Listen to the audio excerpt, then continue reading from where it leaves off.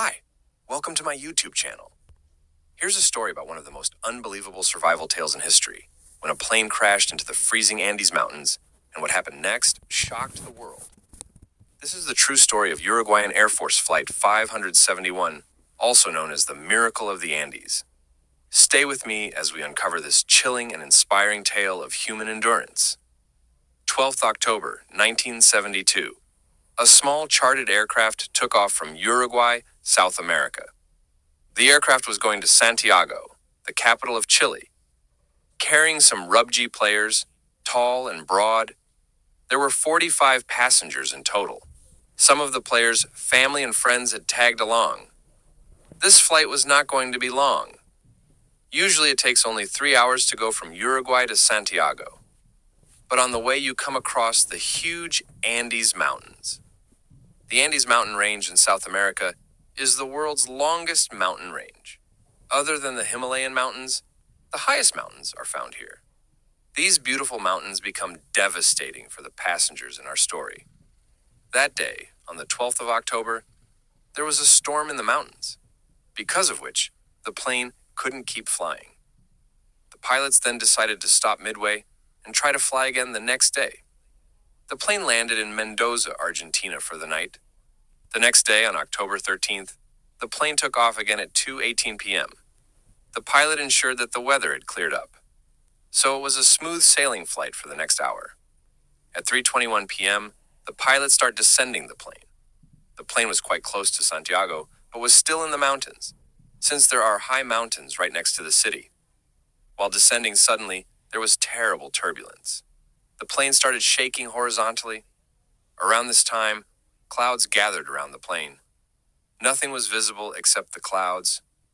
Suddenly, the alarms in the plane went off, and the warning lights began to flash. No one could understand why the rugby players in the passenger seats weren't scared. They didn't take this turbulence seriously. Amid jokes, a passenger looked out of the window and saw the clouds clearing up. But then he noticed that they were perilously close to a mountain. As soon as the aircraft moved out of the clouds, the pilots realized that they were moving towards a huge rock. Immediately, in a panic, they tried to lift the plane up. The aircraft's ground collision alarm was ringing loudly. Pilots put in maximum power into gaining altitude to fly the mountain safely. But unfortunately, it was too late. The rear of the aircraft collided with the mountain while going up. The entire rear position of the plane separated the two rows of the seat, literally flew out of the plane. 3 passengers flew away with it and disappeared. The plane kept flying upward for a few more seconds, but then suddenly it started to fall down. After a few seconds, another collision happened. The left wing of the plane broke. Some more passengers flew out of the plane and fell down. Now only the front portion of the plane remained, and it fell into a glacier. It slid down the glacier at a speed of 350 kilometers per hour, and finally, it crashed after dropping 700 meters. Everything in the plane was destroyed. The passenger seats were torn apart from the base of the plane. The cockpit of the plane was completely crushed, and the pilots were killed immediately.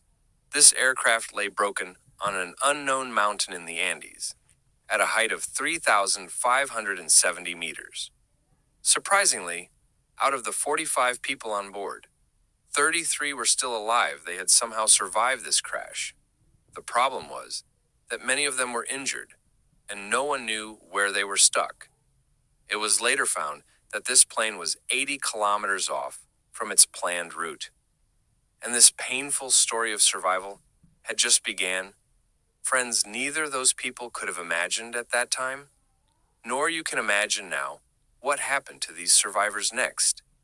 That is the heart-wrenching story of Uruguayan Air Force Flight 571. Let's know about it in today's video. Plane crashed in Andes Mountains. 45 persons were aboard. Given up for dead survival fascinates people. All of the passengers were given up for dead. It became known as the Miracle of the Andes. Right after this crash, there were 2 survivors who weren't seriously injured. First, 19-year-old Roberto Canessa and the 20-year-old Gustavo Zerbino, since both of them were medical students. They immediately started checking who was alive and how to help the injured.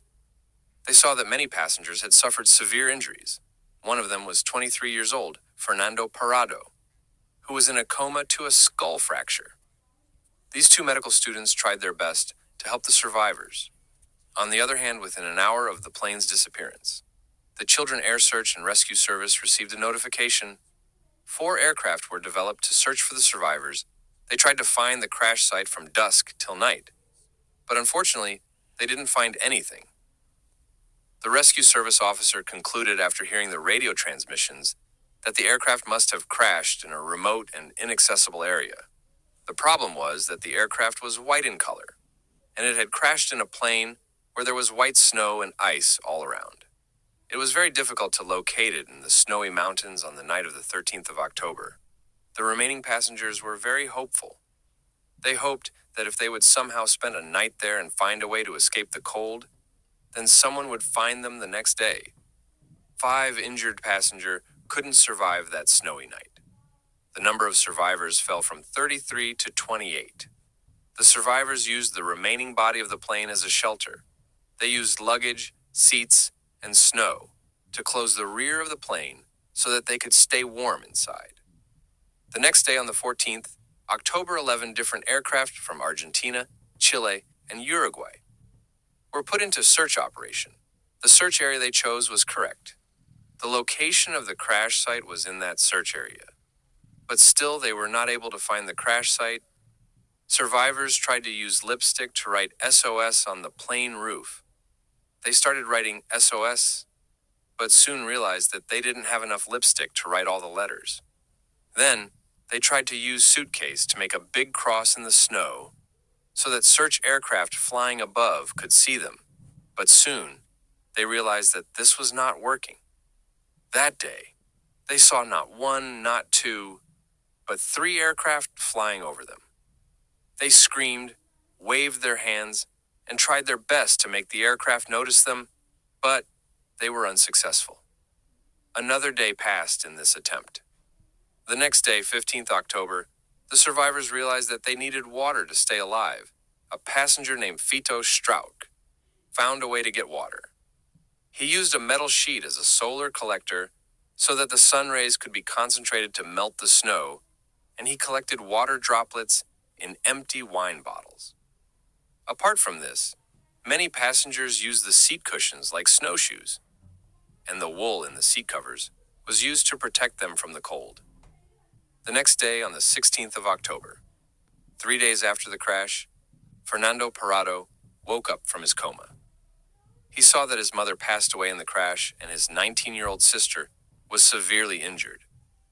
Parado tried his best to keep his sister alive. He brought food and water for him. But as the days went by, 8 days after the crash, his sister succumbed to her injuries. Such accidents reminds us how uncertain life is and how unpredictable it is. We don't know how long we will live. That's why it is said live every moment. Live every day, every moment in your life. Because who knows, tomorrow may not come. But there's also the question of how, in our daily lives, considering other tensions like work, how can one find time for things one likes? Thank you for watching. If you found this story inspiring, don't forget to like, share, and subscribe.